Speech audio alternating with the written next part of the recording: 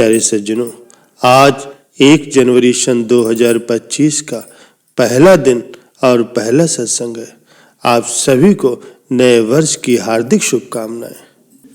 फूल खिलेंगे गुलशन में, खूबसूरती नजर आएगी, बीते साल की खट्टी मीठी यादें संग रह जाएंगी। आओ मिलकर जश्न मनाए नए साल का हंसी खुशी। नए साल की पहली सुबह सद्गुरु का आशीर्वाद लेकर के आएगी। प्यारे सज्जनों, नए वर्ष पर हम सबको भक्ति मार्ग में वो मुकाम हासिल करने हैं जो हम गत वर्ष नहीं प्राप्त कर पाए। उन मंजिलों को हासिल करने के लिए सबसे पहला प्रयास होता है दृढ़ संकल्प का। प्यारे सज्जनों, भक्ति मार्ग में दृढ़ता होना बहुत आवश्यक है। बिना दृढ़ संकल्प के कोई भी कार्य में पूर्ण सफलता नहीं पाई जा सकती। ये संकल्प की ही दृढ़ता है जो उस कार्य को सिद्ध करने में हमें आगे बढ़ाती। इसके पश्चात दूसरा चरण होता है मार्गदर्शक का मिल जाना, क्योंकि मार्गदर्शक के बिना सही मार्ग और सही युक्ति नहीं मिलती। सही मार्ग और सही युक्ति के बिना मंजिल की ओर कोई कैसे कदम बढ़ा सकता है, और यदि कदम बढ़ाएगा भी तो फिर गलत दिशा में जाने का खतरा रहता है।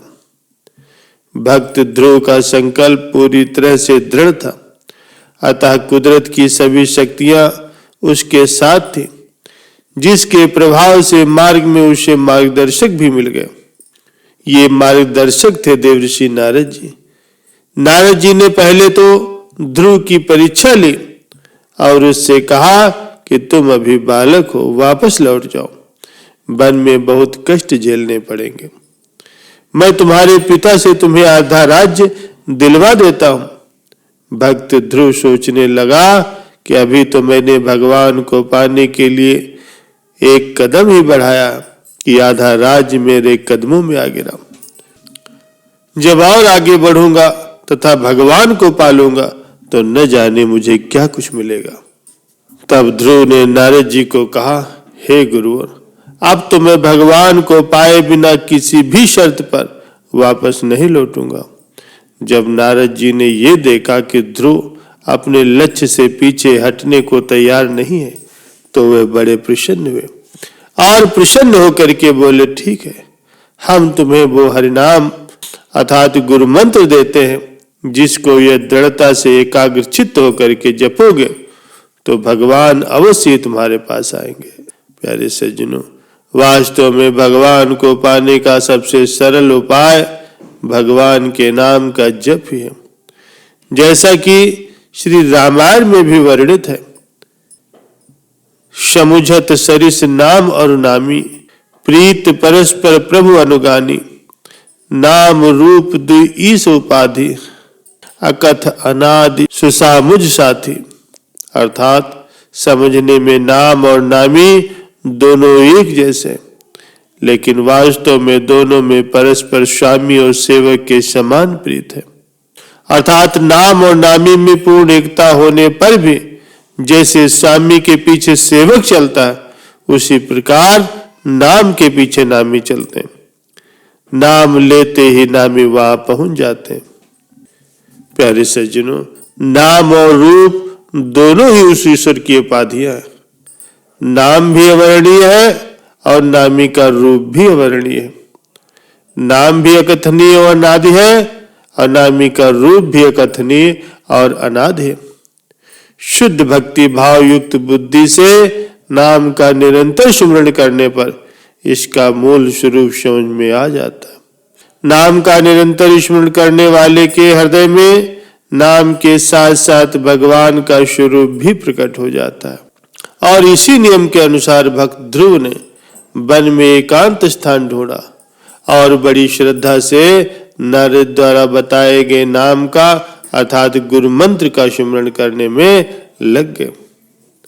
आप सभी को यह ज्ञात है, ध्रुव जी नाम स्मरण के प्रभाव से अपना लक्ष्य पाने में सफल रहे। एक दिन भगवान उनके सम्मुख प्रकट हो गए, उन्हें भक्ति का वरदान दिया और उसे ध्रुव नाम का अटल और अमर ग्रह प्रदान किया, जो आज तक उनके दृढ़ संकल्प का प्रतीक बनकर के आकाश में चमक रहा है। एक बार एक भक्त जी ने अपना अनुभव बताया। वो कहते हैं कि एक दिन एक संत जी ने मुझे शाम 5 बजे सत्संग में आने को कहा। प्रातः दुकान पर गया था। सत्संग का समय निकट आने पर सोचा कि कुछ कमाई आज के दिन हो जाए तो सत्संग में जाऊं, लेकिन शाम 4 बजे तक कोई ग्राहक ही नहीं आया। फिर मैंने दृढ़ संकल्प किया कि अब चाहे कोई ग्राहक आए या ना आए, सत्संग में अवश्य चलना। बस यही सोचते ही ग्राहकों का तांता लग गया। इस धंधे में सत्संग का समय टल गया और रात के समय 7 बजे संत जी के आश्रम पर जा पहुंचा।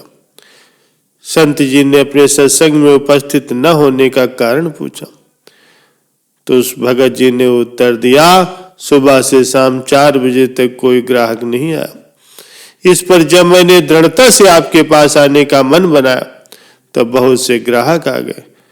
जैसे तैसे मैंने हर काम को समेटा और सीधा मैं आपके पास आया हूं।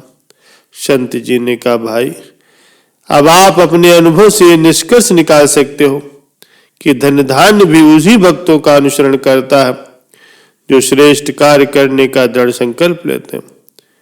अतः यदि आप सत्संग आदि श्रेष्ठ कार्य करने का दृढ़ संकल्प रखोगे और उसे पूरा निभाते रहोगे तो कभी भी किसी वस्तु का अभाव नहीं रहेगा।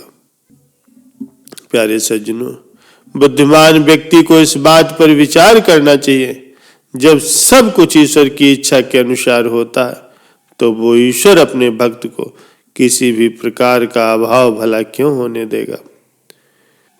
चाहे भक्त ध्रुव को उनकी सौतेली मां ने जब डांटा तब संसार से वैराग्य उत्पन्न हुआ, लेकिन ये सच है कि उसने भगवान को प्रकट करने का इतना पक्का दृढ़ विश्वास कर लिया था कि भगवान को उसके सम्मुख प्रकट होना पड़ा। प्यारे सज्जनों, प्रभु नाम का इतना प्रभाव और प्रताप है कि गोस्वामी तुलसीदास जी ने रामायण में कहा कि जो कोई भी भगवान को पाना चाहे वो नाम स्मरण करके उन्हें सरलता से पा सकता है। प्यारे सज्जनों, आज नववर्ष का पहला दिन है, इसलिए हम सभी लोग मिलकर के सद्गुरु से उनका आशीर्वाद, उनकी कृपा पाने के लिए एक छोटी सी प्रार्थना करते हैं। हाथ जोड़ विनती करूं, सतगुरु कृपा निधान, सुंदर सेहत स्वस्थ रहे, मधुर मधुर मुस्कान, हृदय सिंहासन में रहो सदा शोभायमान, 8 पहर करते रहे श्री चरणन का ध्यान, युगो युगांतर सजा रहे श्री दरबार महान, प्रेमी जन करते रहे श्री दर्शन अमृत का पान।